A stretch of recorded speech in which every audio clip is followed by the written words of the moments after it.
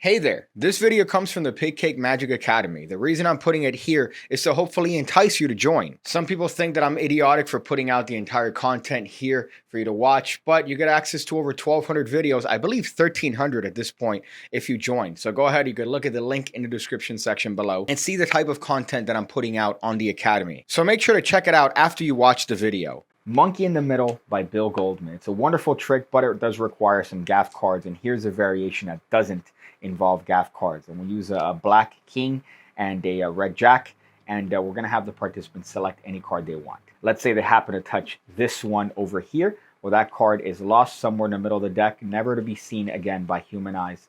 And of course, we could lose and shuffle the cards as you can with two cards being held by your pinky. But of course, we show the fact that there's nothing between these cards, nothing special about them.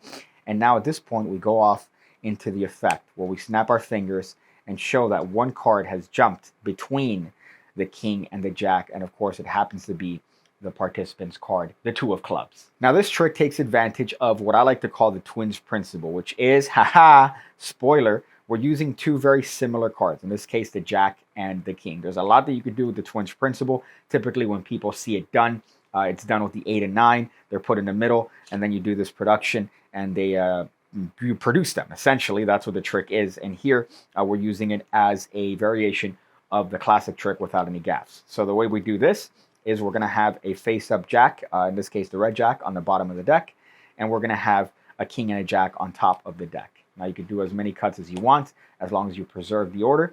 And you're going to turn these two cards over, never addressing them by what they are specifically, just saying, in this case, we'll use these two, the black king and the red jack. And I like to keep that jack a little bit obscured here. Now, you have a lot of things working for you. Keep in mind that when a participant typically selects a card, sometimes they forget a card, and that's a very important card.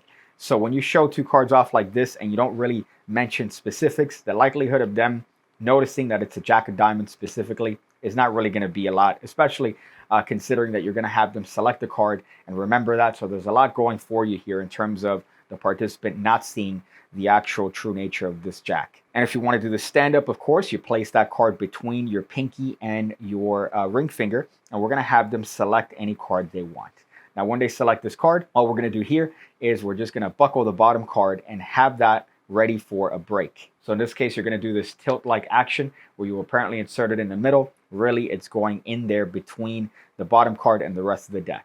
Now, I like to pull down on this card and now double undercut that whole thing to the top of the deck. So now we have the situation where we have their card followed by a red jack. And we're going to be ready to show this particular sandwich.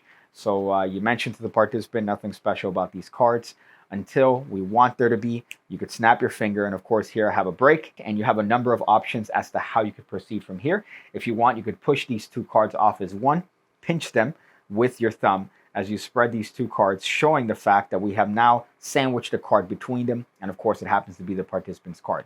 The other option, if you don't want to do that, is you could just pinch these two cards as one and spread them off that way. So now we have this apparition again, and we could show the fact that it happens to be their card.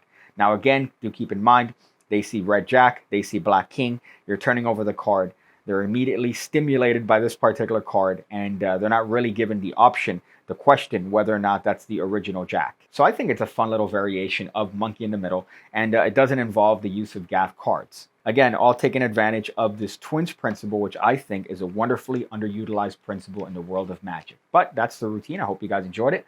Thank you guys for being piggybackers, and I hope to see you on the next lesson. I see you again, when I see you again, when I see you again, when I see you again, when I see you again, when I see you again, when I see you again.